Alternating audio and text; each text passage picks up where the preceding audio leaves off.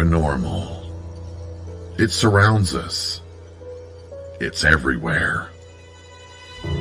Tonight, you will hear from the people who live and work within these highly active locations, all in the efforts to discover America's most haunted. With your host, ghost hunter and author, Dan Terry.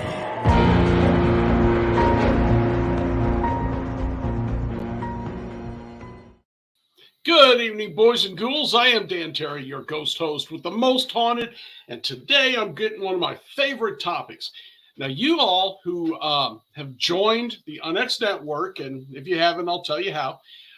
But if you've joined the Onyx Network, you know every month you get the magazine sent to you for free, digital copy in the email. And the last two issues, I've had stories on vampires in America. One was about Mercy Brown and some of the others, some right here in North Carolina. And the other one was about vampires in New Orleans. And in the process of this, I found this author, and his name is Thomas D'Agostino. Hope I pronounced that right. And he is a New England-based author. He's got a load of paranormal books. New England's Haunted Route 44, Haunted Massachusetts, Haunted Vermont. And he's got a book called The History of Vampires in New England. And I asked him if he'd come on and share some about it with that. I even sent him the article so he could criticize them, because that's how I learn.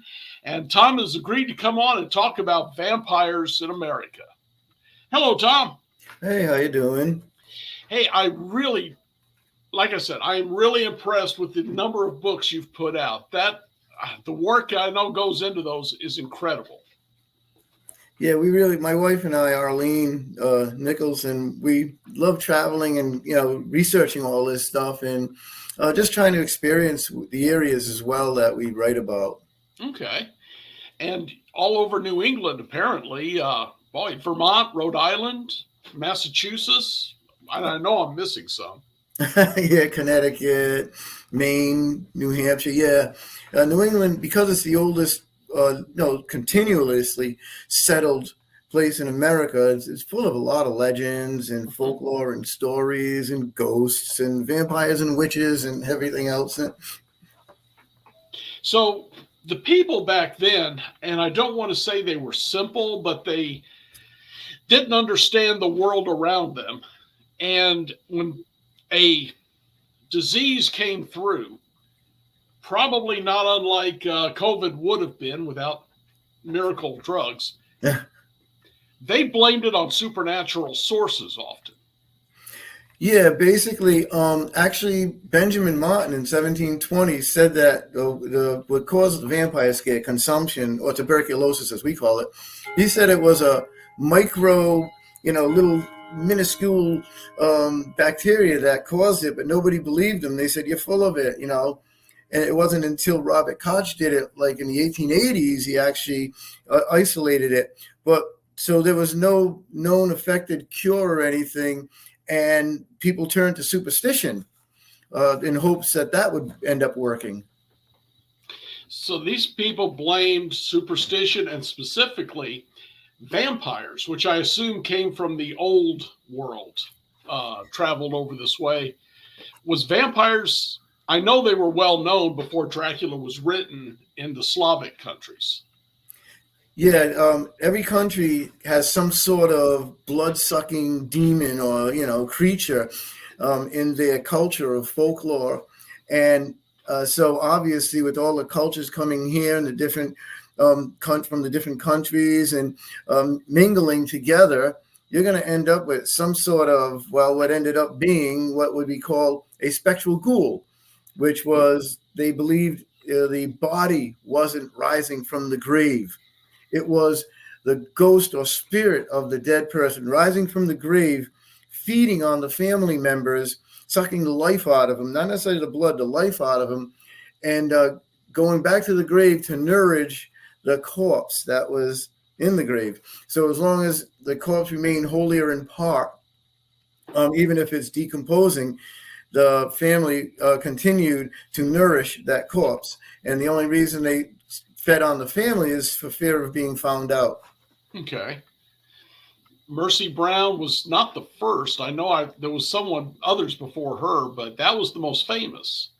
Yes, that was because at the time you have electricity, you have motor cars, you have worldwide news going around, and it's easy now to just go, send us to California, instead of the Pony Express or something.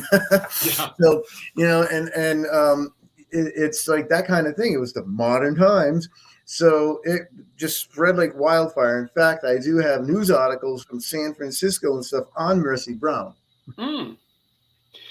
Can you give us, the folks, a short ones who haven't gotten a membership with the Onyx Network, so didn't get my magazine yet. Give them a short idea of what the Mercy Brown case was.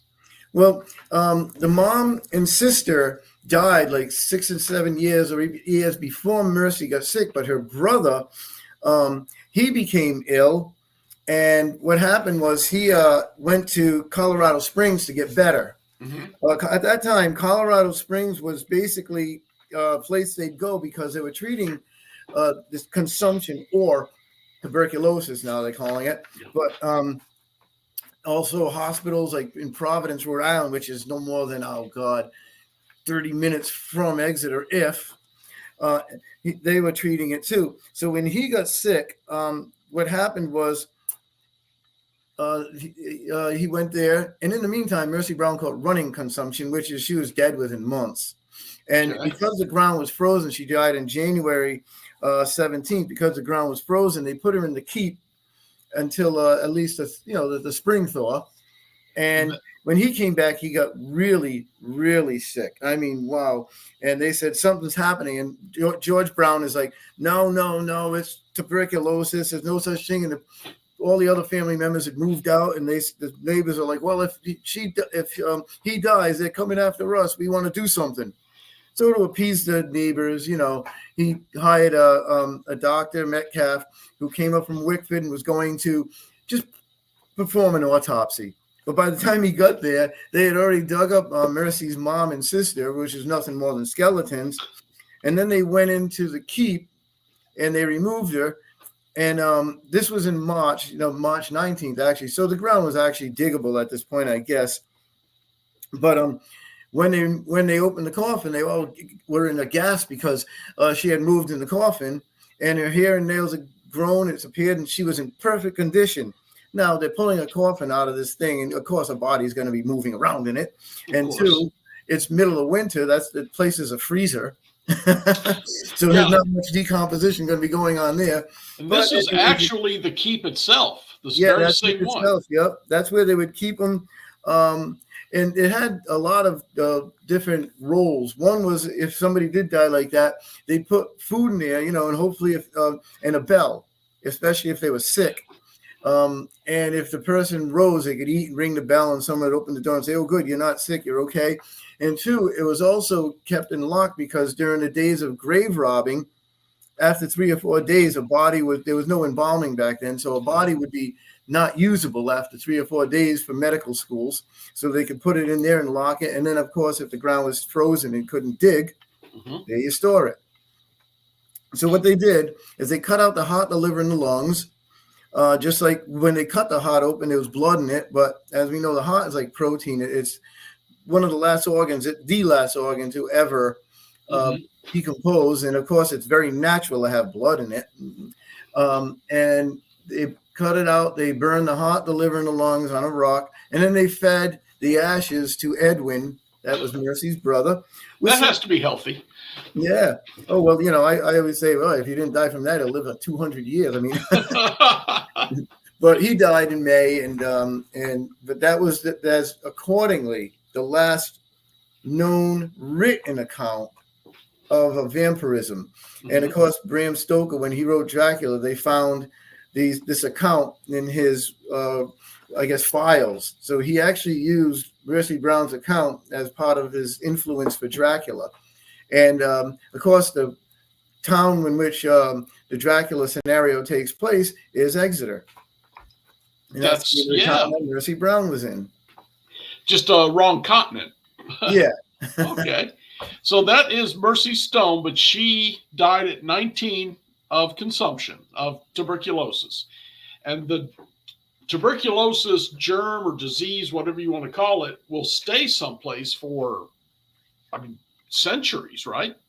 Yeah. In fact, when they dug up the JB55 in the 1990s, this is when they found an actual case of a remains exercise for vampirism. Mm-hmm. And it was just found by accident. Sandbank in Griswold, Connecticut was eroding, and the graves were coming out of the side of it. Okay. And they actually brought it to Washington, and the legions and everything, they actually were able to say, yeah, this guy died of tuberculosis. So it was pretty cool. And they weren't able to figure out who he was, JB55. That was what the tacks were on the coffin. Okay. But he must have been well into decomposition when they decided to perform this exorcism. Mm-hmm. And they what they did is instead is they took the rib cage, opened it up, took the skull and the femur bones and placed it in the skull and crossbone man, and then reburied him and then put slabs over the grave. And just recently, a few years ago, DNA tests showed that his name was John Barber. Okay. And they more than likely they did the exorcism to save his son Nathan Barber in around 1825, 1826, who died of consumption. And at some point, this had to end. Did they think a disease had come through and finished, or was all this finally usable? Did it actually worked? Well, what happened is finally people started saying, what are you doing out there? We're treating tuberculosis. We're treating it down the road in Providence. We got this Henry Koch in 1883 isolated the germs, so now people can start to work in it. We know what we're dealing with, and these people way in Exeter, which is still wicked cool farmland. I love it. We go there quite often, and Arlene's son lives there, and they're still doing this, ancient ritual. So by and by, I guess it got around, and everybody, according to even George Stetson, when he wrote The Animistic Vampire in 1896, mm-hmm. he said that some of these actually were still going on. He didn't mention names, but he did say that there was 50 more that he knew of or something like that. So even into the mid to late 20th century, people are still destroying the corpses, trying to stop the vampire from coming right up until basically the 20th century. We're looking at 1892, and he writes this in 1896, and he said he knows of cases that were pretty recent. He doesn't mention exact years, but recent could have been 1892, 1894, 1896. They're still writing about Mercy Brown mm-hmm. in newspapers, so it's pretty interesting. I saw a article when I was doing the research, and I'm sure you've seen it, from the next state over. A city sent someone to report about all Mercy Brown and all this, mm-hmm. and they were just disgusted with the way they were treating this body of a little girl. Yeah, it's really interesting because that wasn't the first one, and it goes back way back. But mm-hmm. in 1784, there was one in Wellington, Connecticut, and this was about central Connecticut, and they actually had the newspapers show up to watch them dig up the bodies of the Johnson family and look for those vines and things like that and see what they could do. And then in 1854, the Ray family in Jewett City in Griswold, the same town that JB55 was found, they actually took two brothers to save one other brother and burned the bodies. And there it is. You've got several newspapers there doing a story on this. Mm-hmm. And it's kind of interesting because they definitely, like here it is, they're doing this, and some people are saying, wow, that's what happened. And it probably influenced a lot of other people to say, oh, my daughter's sick, my husband's sick, my son is sick, my wife, whatever. Maybe we'll try that. Because mm-hmm. we don't know how many cases. Michael Bell has been studying this forever. I've been studying it since about 1992. Okay. And he was probably studying it, 20 years before. But we don't know how many cases. There could have been thousands, But I'm sure a lot went unreported also. They just. well, yeah, especially in Rhode Island area and like areas like Connecticut where you have private burial grounds on the property. You know, someone can steal out into their farm, and if they got a 10 or 20 acre farm, which you would have because you weren't likely to have a Walmart to go shopping, so you'd have to haul your own stuff. And so they could just walk out in the middle of the night to the end of their farm where the burial ground is and dig them up and go for it. Yeah, and nobody would ever know. And then obviously they're not going to go, hey, you know, I dug up, you know, Eleanor last night and cut out her hot liver lungs and burned and drank the ashes. You want some? I mean. Yeah, I can understand that. You know, you mentioned something when we talked earlier, and you just kind of alluded to it again about the vines. And this is something I had never heard before. What was the deal with the vines? It was rather strange because I have the newspaper article from 1784 that says that the guy's saying this quack doctor, who was a Romanian doctor, said if you want to cure this infliction, dig up the coffins and look for sprouts growing out of the stomach of the deceased or a vine growing from coffin to coffin.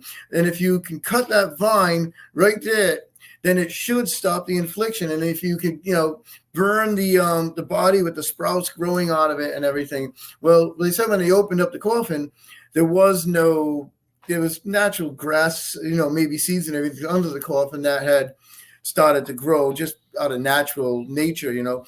And but they didn't find anything else unusual. And in the Dennett case in 1810 in Barnstead, New Hampshire, they did the same thing. The Reverend actually writes about it.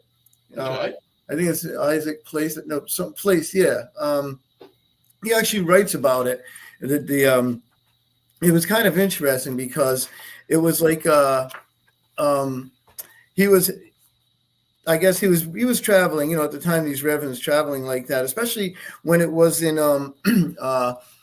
during the Great Reformation. You know, of religion and traveling troubadours of these reverends. Well, the Dennett family, what they did is they invited him, and the actual town took it upon themselves to say, we're going to save this guy. And they went out to the cemetery and dug up the daughter, and he was dead. They were looking for those sprouts and vines and everything. And he said when they dug her up, you know, she was well into decomposition. And he said it was one of the, I guess, not like grossest things he ever saw, and very sad, you know, and morose. But it was kind of interesting because they were looking for that vine again. And I guess we know now that as after death, the nails don't so much grow as the skin pulls away from them. So it gives the appearance of growing, even the same thing with the hair. The skull and flesh come closer, so the hair appears to be longer. Because, the fluids and everything leaving the body and all that. Yeah, I think the Reverend Enoch Place Hayes was his name. He wrote about that in 1810 in his journal, so it's written right in his journal. And the other thing about that too, which is kind of interesting, going back to the Jewett City vampires and the Griswold vampires and the Vermont vampires and all that, all of them, all those families actually originated in Rhode Island. Where the Mercy Brown case started. All in just everywhere in Rhode Island, because in Vermont, a lot of the families left Rhode Island to go to Vermont when they were giving them land. They're like, hey, we need to populate this place. Want some land? And the families in Jewett City and Griswold had migrated from Rhode Island to that area too. So this kind of seems like in a series of these events, a lot of this is based on Rhode Island superstition carried over into the other states. And this, like you said, this came from Rhode Island, Vermont, New Hampshire, all over the coast. Oh, yeah. The Connecticut, even in Maine, you go to Saco area where Dr. Henry Bowditch wrote about the conditions, and he said that the people were dying, families were dying, and whole families of this, and so they were doing it in Biddeford, Saco area in Maine as well. And the funny thing about the Rhode Island case is that it goes all the way back to 1796, keeps continuing, and it's boom, boom, boom, went to 1892. So you got about 100 years of people doing this in Rhode Island, digging up their loved ones and burning the heart and liver lungs and feeding the ashes. And in one case, the Tillinghast in 1799, they lost 6 children in 6 months. Okay. from consumption, and each one was claiming that the first one, Sarah, who died, was coming to them at night and sucking the life out of them. And if you go to the cemetery, you see these field stones because, let's face it, I mean, even if you were a well-to-do farmer like Stutley Tillinghast was an apple farmer, you can't afford to have 6 stones carved in 6 months, and it takes even a long time to carve a stone. Mm-hmm. So they had these field stone hand-hewn graves, and I guess he died before they could fix them, and so they never actually got a chance to make the proper stones. But when they dug up all of them, because a 7th child was sick, when they dug up all of them, they found that Sarah had not, according to them anyway, had not even begun to decompose. Her eyes still were blue, her hair was still blonde and flowing, and her face still had a complexion, and they're like, whoa, that's the vampire. And how long had she been gone? Oh God, 6 months or so. Okay. Yeah, at least. And so I don't know if what they were taking it up as. Maybe it was just that's what they wanted to see. Mm-hmm. And that's what I was wondering the same thing. I could see the hair still being blonde. I can even see the eyes being a shade of blue, maybe even white. Yeah, colorless. But boy, that's blaming vampires. I think is awesome. Did this all come from the same basic faith? Was this Catholics and Protestants and everyone else, or was it just a certain sect of the Protestants who bought the vampire legends? No, I think it was everybody, because even the Catholic religion didn't become very prominent until the 1860s. Okay. But it's like the Hartford Courant, I think it was the one who started mentioning the word vampire in the 1700s, middle 1700s.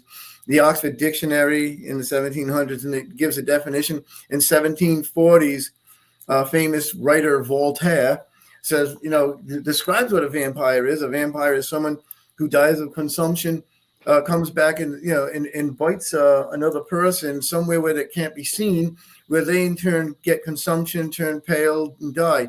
Because these consumptive victims, if you ever seen them with tuberculosis, they look like they were dead already.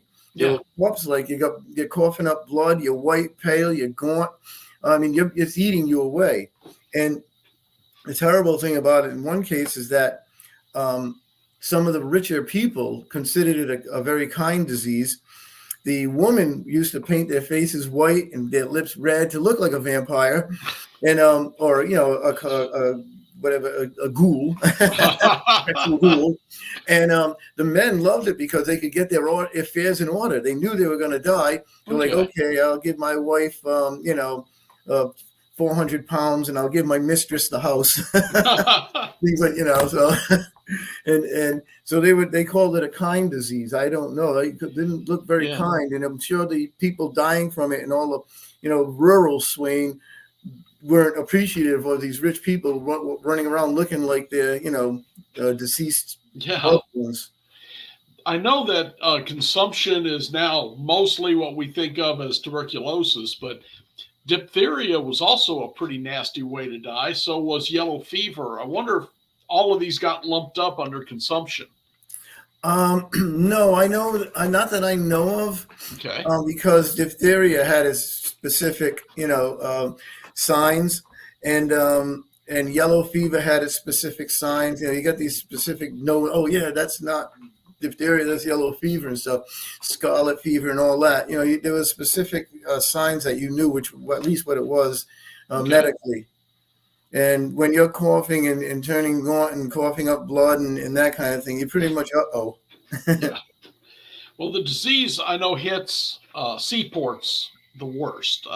Any port, really. We had small towns along the Mississippi that had breakouts of this. Yeah. But for some reason, the vampire stories didn't hit there like it did farther to the east.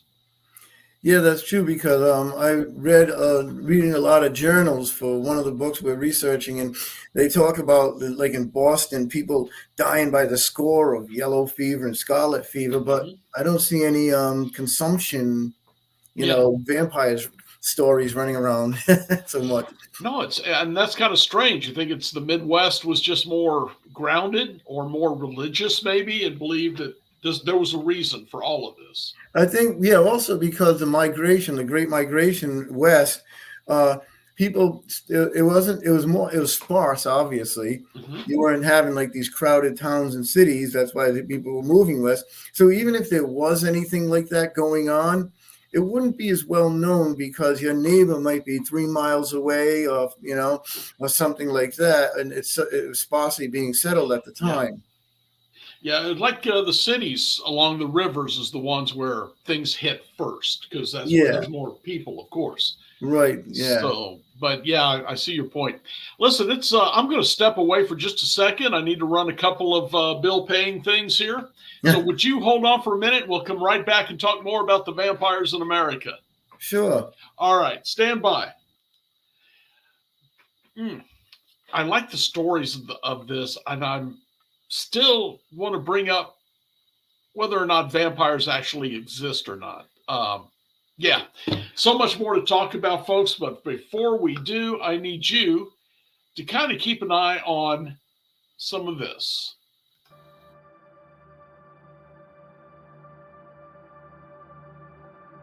Unlock the mysteries of the spirit realm with the new book, Meeting Wallace. In this channeled work by renowned psychic medium Larry Costa, the reader will delve into the profound wisdom of his spirit guide, Wallace. Together, they share the transformative journey of harnessing psychic powers from the celestial plane. Discover the extraordinary psychic gifts that have empowered Larry on his path and immerse yourself in a thought-provoking and awe-inspiring read. Meeting Wallace is a groundbreaking endeavor, and it is a perspective seen through the eyes of a spirit guide. Discover the wisdom of the spirit realm alongside actual photographs of ghosts and spirit guides. Get the book Meeting Wallace by Larry Costa at Amazon.com.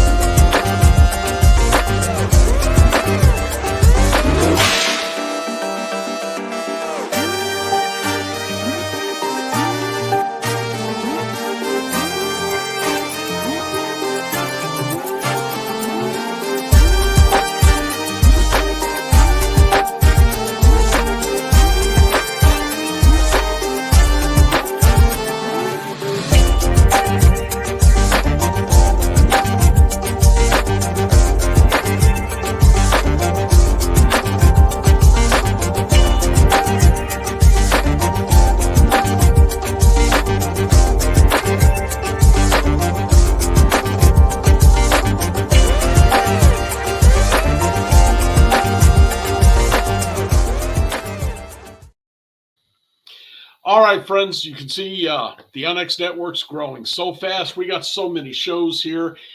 Dreamland with Whitley Strieber, big one there. Cryptid Creatures. We've got Fate Magazine now. Questions with L.A. Marzulli. Shifting the Paradigm with Christina Gomez, of course. And again, Paranormal Tonight, right out of Hollywood with Dan Harry. So much going on. So many new shows coming up. It seems like every time they make a commercial for me, they have to make another one in a few weeks because we've gotten 3 or 4 more shows. You need to become a member. It's free. All this stuff is free to watch. We've got the the big conference. The NX Network has a Paracon every year. Last year's was amazing. We'll talk more about that later. Right now, though, I want to get back onto vampires and bring back Thomas D'Agostino. Hey, let me pull you out of your comfort zone a little bit. New Orleans. That place still believes there's vampires walking the streets. Have you done a lot of research there? Actually, we spent a few years ago, we went there and spent a week in New Orleans for the Halloween week, actually. Oh, that must have been fun. Oh, and I got to tell you, I saw more zombies than vampires. especially Halloween. Halloween night, everyone's all dressed up and all happy and everything. And we get up. We're on the hotel right on Bourbon Street, and the next morning we get up. And and the same people are walking around in the same clothes, all like dirty and tattered, just like zombies. I go, wow, that is like the Halloween city of America. I got to tell you, absolutely. Last year was the first time in all the trips I've made down there that I was there in October, and boy, what a blast that town is anytime, but especially in October. And the food is awesome, I got to tell you. Absolutely. Was the vampire bar running there? Oh, yeah, there you go.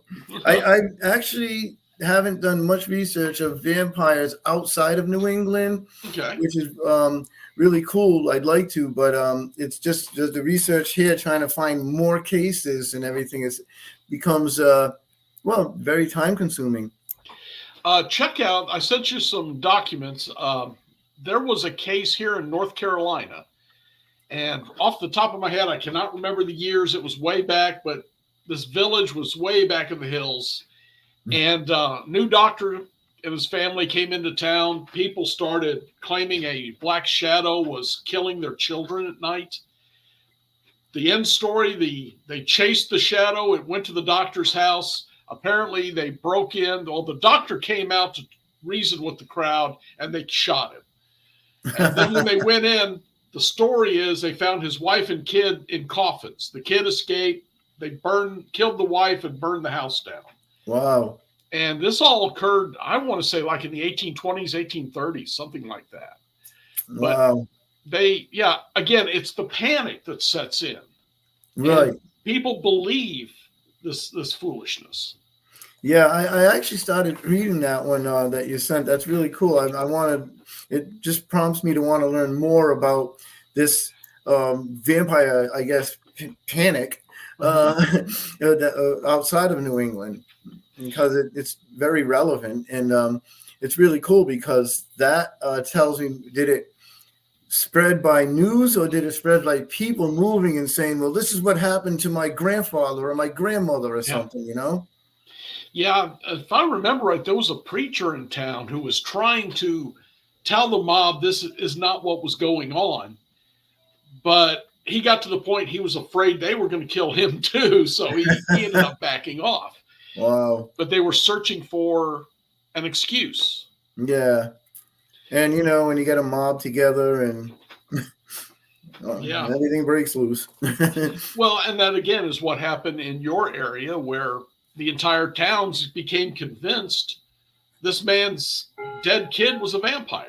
Yeah, actually, it's kind of funny because in Manchester, Vermont, in 1793, Isaac Burton, the Captain Isaac Burton, now again, another person who's not uneducated. He was another one who, a founding type father, very high esteem in the town, celebrated military hero. His wife, Rachel, dies of tuberculosis or consumption, and within no time at all, he actually marries Huldah Burton, and she becomes sick. And they're like, uh-oh, it's Rachel coming back because you didn't wait the year morning time or whatever, how you're supposed to. And she wants Huldah. She's taking her to the grave. What do we do? So they get together and they dig up Rachel. And they actually set up a blacksmith forge, and Jacob Mead, right in the center of town, and Jacob Mead performs Timothy Mead performs the ritual idea, and Jacob Mead, takes the heart, liver, lungs and burns it, and Huldah is to obviously eat the ashes or drink them. and she dies in September of 1793. But for this event, they said 500 to 1,000 people turned out. Just to see the body get exhumed and the parts burned. Yeah. You know, they had cotton candy and selling balloons and heart-shaped balloons, you know.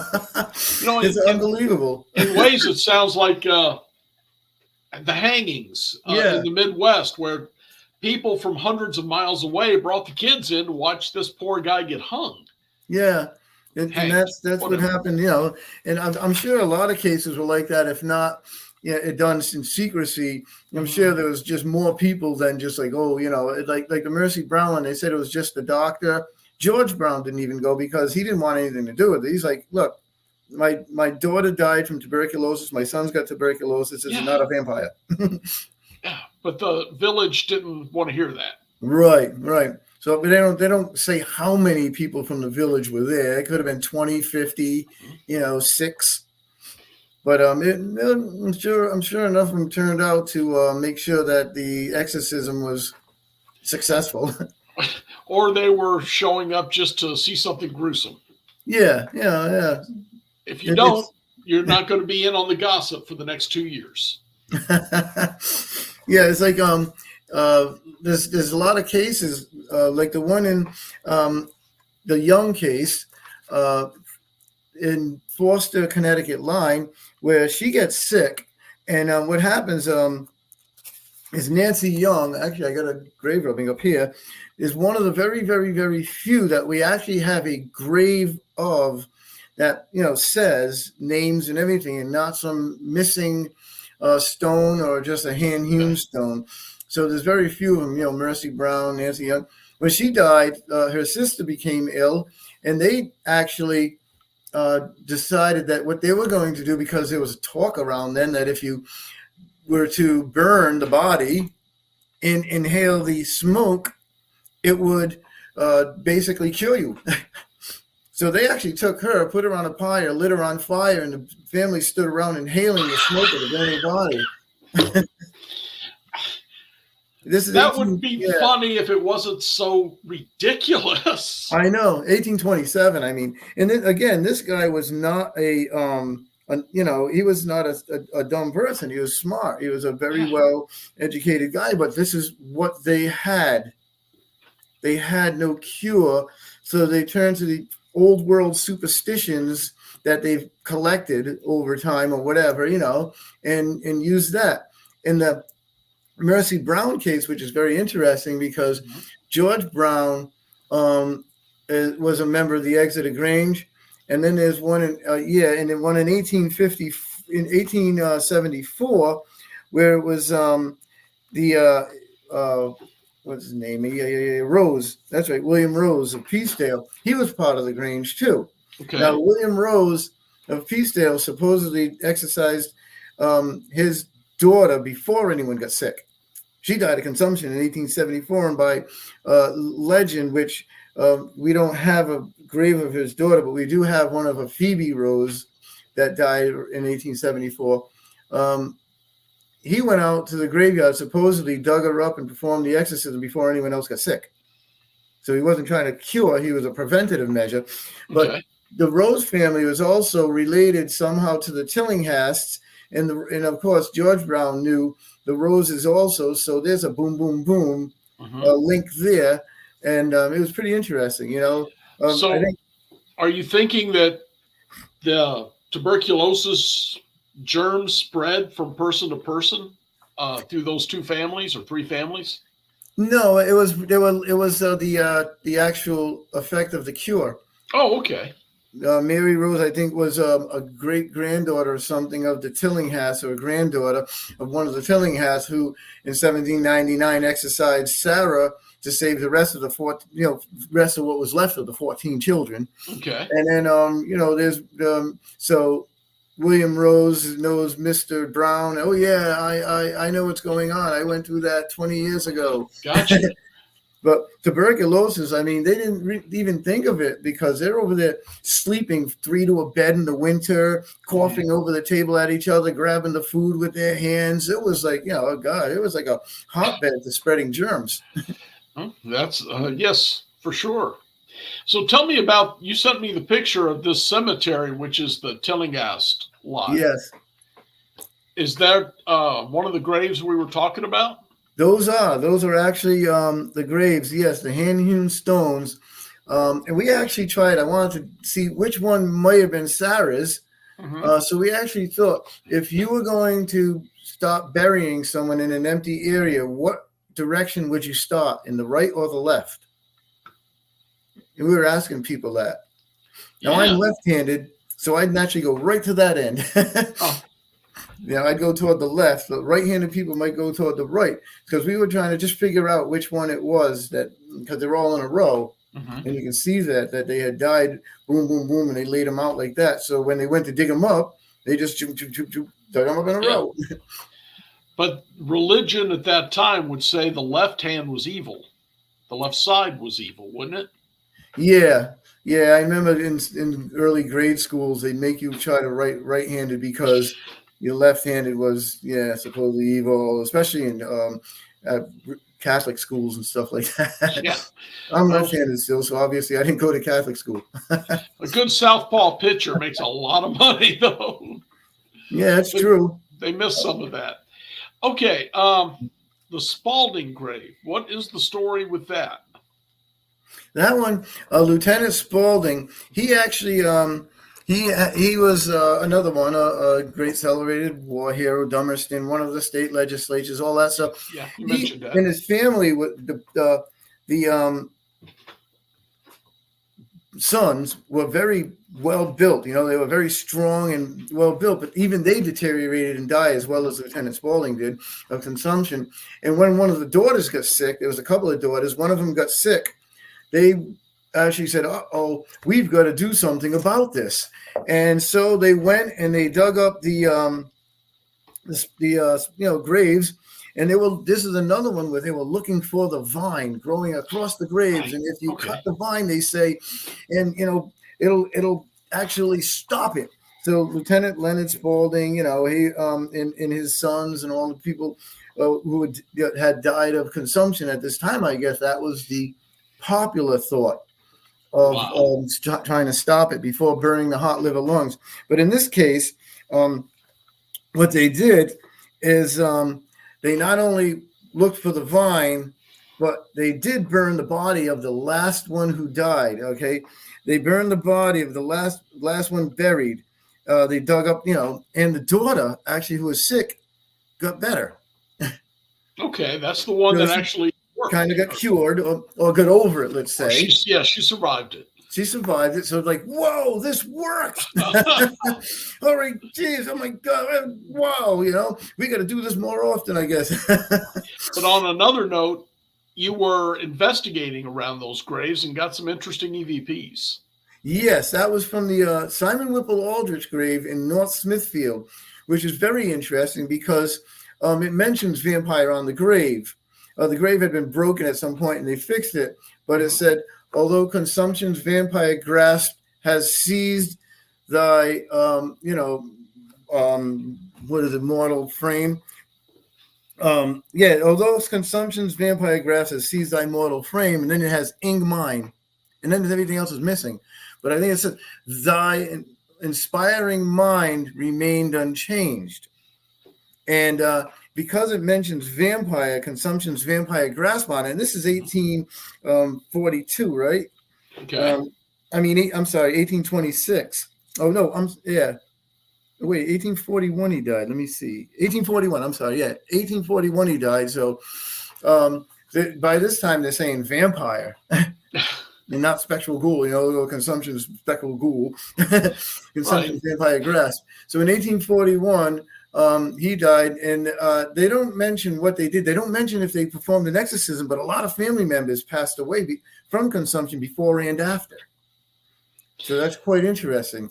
And this is 20 years before the Civil War. Mm-hmm. We are going to have submarines. We're going to have trains being involved. We've got all kinds of new technology coming. And people making pocket watches. This is from 1860. Yeah. People hand making pocket watches with parts the size of a speck of dust. Yeah. And they're still believing that vampires are killing these people. Yes. In fact, we when we were at that grave, we did some EVPs, or electronic voice phenomena, asking questions. It was kind of interesting because when we got home, we listened back to the recordings, Right. and we do them at all of them just because you're there. You never know what you're going to get. Right. And one of them says, Arlene goes, Simon, where are you? And the thing says, to your right, or on your right. And then another one says, buried. Yeah. I got the really buried. But let's play them, folks. Now these are hard to hear, so crank it up a little bit and listen very closely. You got the sounds in nature too. Yeah. They're never easy outside. All right. Simon, are you with us this morning?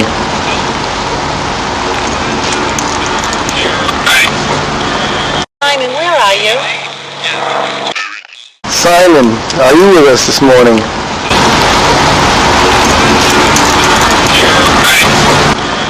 Simon, where are you?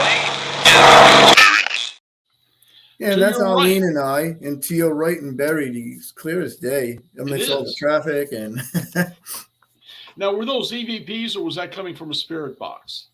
one of them was coming from the spirit box, and one was an EVP. Okay. Well, let's play it again. We'll see if we can figure out which is which. Simon, are you with us this morning?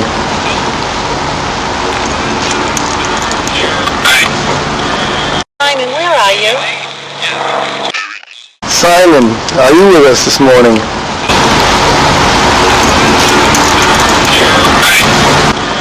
Simon, where are you? To your right would be the EVP. Yes, and buried would be the spirit box. Okay. And Still, it's kind of interesting because spirit box, it would be an awesome coincidence for just a random station to say buried. yeah, in a cemetery. In a cemetery. So, the vampire legends, what happened to them? Was it just science became so much more available and out there? Yeah, basically, there was tons and tons of people. Now there was these tuberculosis hospitals and camps that was set up. There's actually one in Burrillville, Rhode Island. It was an actual camp where they could go and hang out together, get the fresh air, and help them out. And then, of course, you have the inoculations and that kind of stuff, And even though tuberculosis, according to what doctor told me, tuberculosis is inside of everyone in one form or another.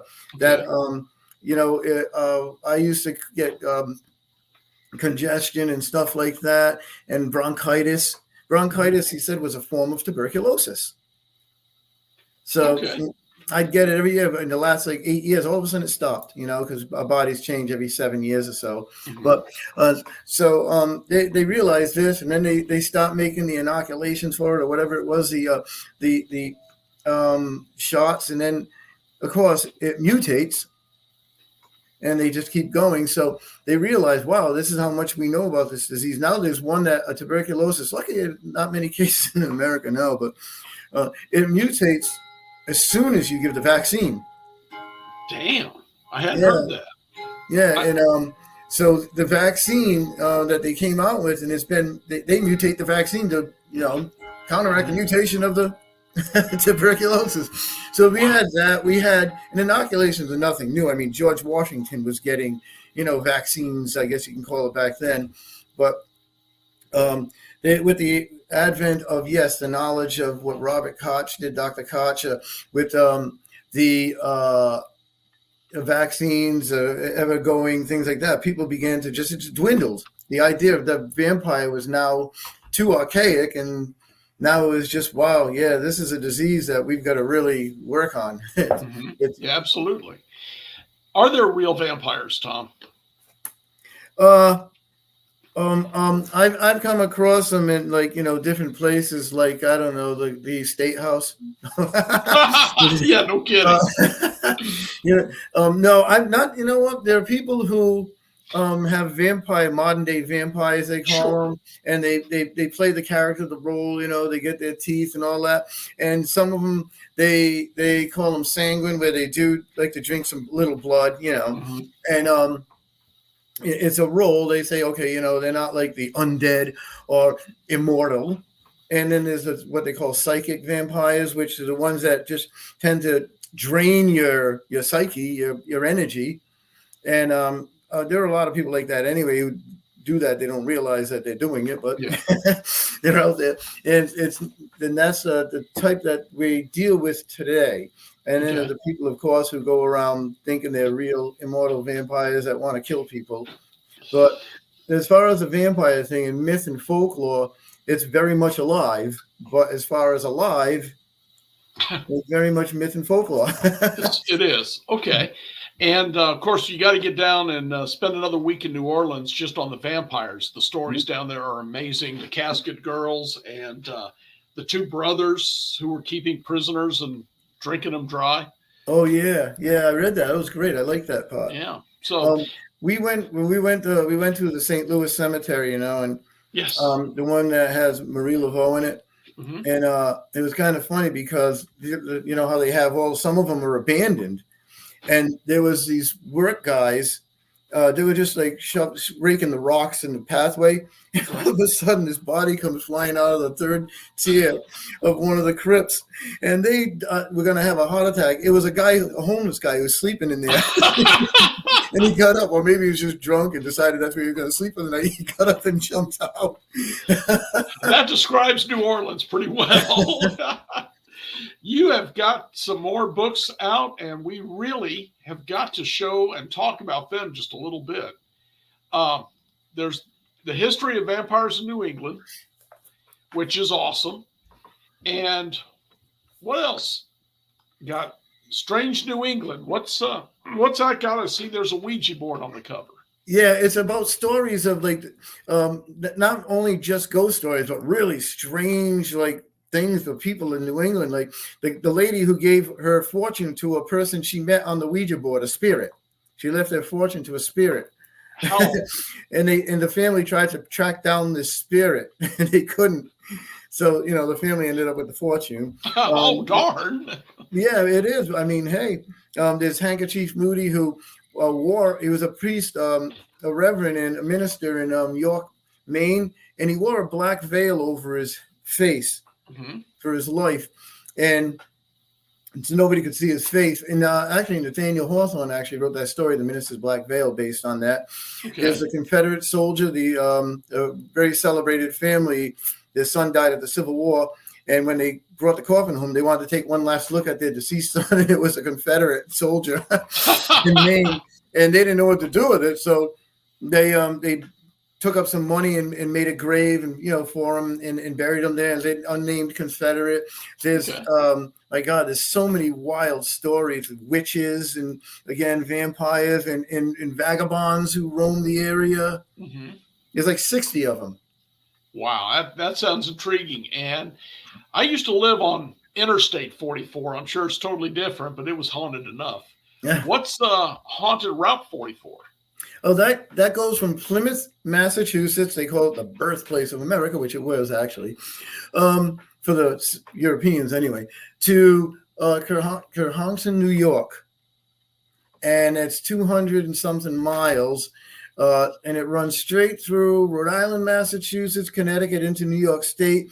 And we cover all the haunts along the road. Okay. And off the road too. So you can take little byways and see some really great stuff. So it's a wicked cool haunted road trip book. That sounds like fun. That one sounds great. Yeah, it is fun. It was fun doing. Wow. And you've got a new one coming out, which I want to bring you back and talk about because it's another topic I love. You're working on one on witches. Yes, we have the Ghost of King Philip's War coming out this July, which is great. It's a really forgotten war. And then I'm working on the book, A Compendium of New England Witches, real, imagined, legend, everything. So you got the ones that were accused and hanged both all over it. It wasn't just Salem. It was in Connecticut. You got the ones that profess themselves to be witches. You better watch out or I'm going to get you type person. We got the ones that people just thought of as witches because maybe they lived in a shack in the woods, that kind of thing. But any one of them that has of legend, folklore, or history known as a witch would be in there. And do you get into some of the legends? I've been in 2 different witches' graves that have chains on them because the iron is supposed to keep them in their grave. Yeah, Things like that. That's pretty cool. And that's a great legend. And also, but if then, like a lot of times, I don't know about mort safes here in the States, but they had them in England for the medical hospitals stealing the graves, robbing the graves and stealing the bodies. They do anything like that, put chains over them. They make it just to make it difficult and noisy. Okay. Because if they were going to rob a grave, they would use a wooden shovel. They'd have a tarp, with a little lantern there so you couldn't see it. And they were in and out as fast as possible. But if you made it difficult and noisy and they had to move the chains and stuff and or slabs, steel bars, things like that. I've seen some of those cages. They're supposed to keep either vampires or witches rising again. Well, there's one in York, Maine. They call it the White Witch of York. And it's in the cemetery. It's in one of the cemetery. I think it's the second cemetery anyway. But it's the only grave with a giant granite slab on it, and it says because to keep her from rising, and she was the White Witch of York, and her ghost was still seen. Well, mainly what they did back then is people would get together and they'd have a big field day, and they'd clean up their family's graves and picnic. Right. Well, her husband had moved. So I guess he was absent. So in saying, okay, we're going to have wolves and cows and things dig her up, I don't think so. So they put the slab there to keep it from getting dug up by animals. Perfectly reasonable. Okay. Yeah. Well, Tom, my time's about up, but will you come back when you're ready with the witch book? Oh, definitely. It'd be awesome. Definitely want to talk to you about that and maybe on that other one also. Yeah, definitely. Thanks for coming on, man, and thanks for the update on the old vampire stories. Oh, thank you for having me. It was great. One of my favorite subjects. And I loved every minute of it. Tom, take care of yourself. Thanks. Thank you. You too. Take care. All right, friends, just real quick, because, boy, I love that topic, so I talked a little too much. And as you know me, I do want to remind you to become a member of the UNX Network. It's as simple as going to unxnetwork.com, dropping down that front page a little bit, filling in a email address, and again, you get the blog. And the blog lately has been crazy with UFO stories, the government, the Pentagon coming out and telling us after all those Tic Tac videos, oh, there's nothing here. What? Before that, we had cube-shaped UFOs being seen. Mothman has been seen again. Mothman, cryptids, ghosts, legends, they're all in there. And again, when something comes up, bang, it's there. You get the monthly newsletter, which also goes into more densely into the stories. And finally, you get the UNX magazine every month. And this is just a couple of them, but this one on the left, the darker one, I did an article on the ghosts of the very haunted Battleship North Carolina. This one has stories of UFOs and time travel. And we do cryptids, elementals, demonology. It's all covered in this magazine. And again, most important of all, it's all free. Why haven't you joined? If you haven't joined yet, you've missed 2 issues with vampire stories in America. So jump in and check that out. Okay. Now I'm going to go ahead and take off, but I want you guys, no matter what happens, to stay cool, enjoy life, don't get scared of vampires, and most important of all, stay spooked. Okay.